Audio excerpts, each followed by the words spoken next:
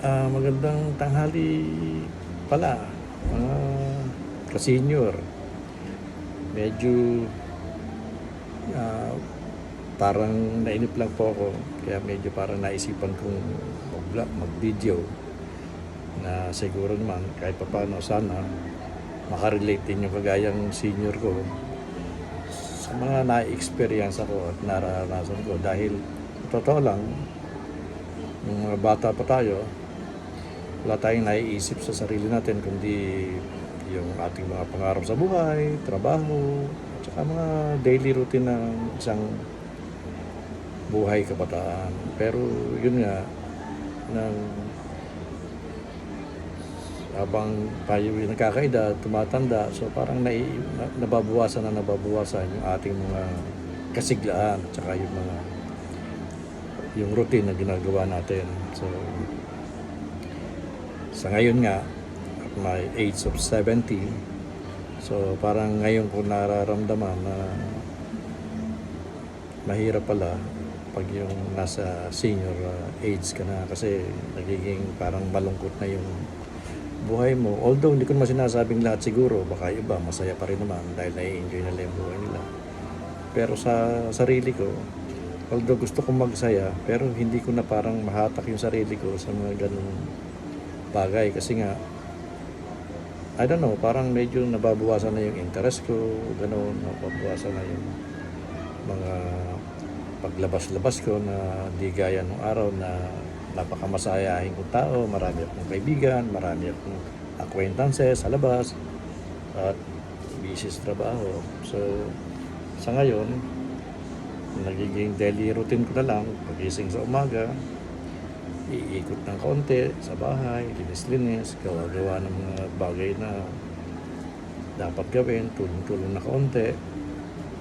At pagkatapos, yun, medyo minsan ayaya ka mag-walking para medyo ika nga, mabalat-balat naman ng konti ang ating mga buto-buto na medyo nararamdaman na natin na nagkakaroon na ng mga konting sakit-sakit. Kaya yun, at pagkatapos naman ng paglalakad, siyempre, uwi ka na sa bahay, wala ka ng mga gawin. Doon ka medyo para dumarating yung parting nalulungkot ka. Kasi nga, hindi mo maisip kung ano pa ba yung mga dapat mong gawin. Although marami kang iniisip gawin, minsan naman, yung katawan natin, parang ayaw nang sumunod sa mga iniisip natin. Kaya, sa sarili ko, medyo nakakalungkot. Pero wala tayong magagawa. Yun talaga ang kailangan talagang maging ganun na. Siguro talagang panahon na ganun talaga Kaya medyo naisipan kong mag-vlog para naman makapag-share ako ng daily experiences ko sa mga kapwa ko senior if they also experience the same thing that na-experience ko. Pero in short, masaya naman dahil marami ka rin naman na-achieve sa buhay mo. Kaya lang, nakakalungkot nga yung parang yung achievement mo, parang wala rin kwenta kung halimbawa, gaya ng pagtanda mo, halos hindi mo na rin naman nagagampanan yung iba at pakikinabangan yung ibang mga na-achieve mo. Unang-una, nung tayong kabataan natin, na bago pa lang tayo nagpapamilya, masaya ang buhay natin dahil kasama natin yung mga anak natin na kaliliitan na walang minamahal kundi tayo. Siyempre, tayo yung the best person in their life, tayo yung pinaka-importante sa kanila.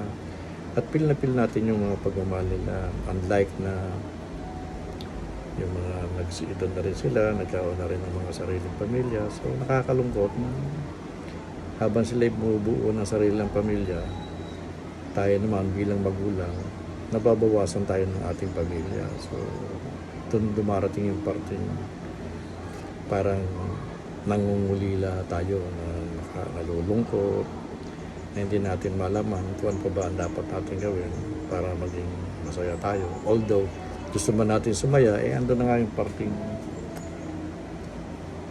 edad na nga tayo, yun nga, it's like parang ang hirap paliwanag. So sa ngayon, siguro yun lang muna aking maikukwento At sana, siguro, yung ibang senior na kagaya ko, makaka-relate din naman siguro sa mga nararanasan ko. Pero masaya naman, at least masaya naman ako sa naging buhay ko. May ups and down, pero yun nga, yung ngayong age mo na nasa 70 ka na, parang iba na. Yung, so, siguro, tutuloy ako next vlog ko para may kwento ko naman yung mga ibang ginagawa ko na pinagkakalibangan ko sa sarili ko. Maraming salamat at see you on my next vlog. Bye-bye.